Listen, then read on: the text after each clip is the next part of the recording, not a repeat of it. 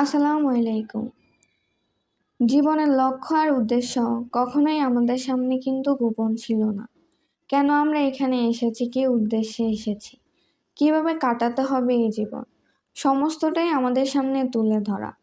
তবু একটা জীবন আমরা কি নিদারুণ অবহেলা, অযত্ন আর উদাসীনতায় পার করে দেই।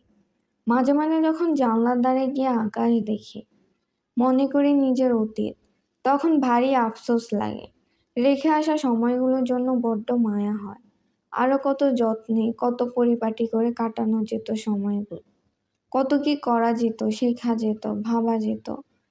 এই যে সময়গুলো এমনিভাবে কেটে যায়, কোনো ভাবাবেগ ছাড়া, একেবারে গতানুগতিক। এই জন্য তো আমাদের সৃষ্টি করা হয়নি। রাতগুলো কেটে যায় নিয়ন্ত্রান্তিকতার বেড়াজালে, আরামের ঘুম আর সোশ্যাল মিডিয়া স্ক্রলিং। আমরা জানি এই জীবন নিখোঁজ খেলতামশা নয়, নয় কোনো মায়া অথবা বিভ্রান্তির বায়োস্কোপ। আমরা নই কোনো বায়োলজিক্যাল কোনো প্রোডাক্ট, যা তারা আর নক্ষত্রের সংঘর্ষের ফলাফল।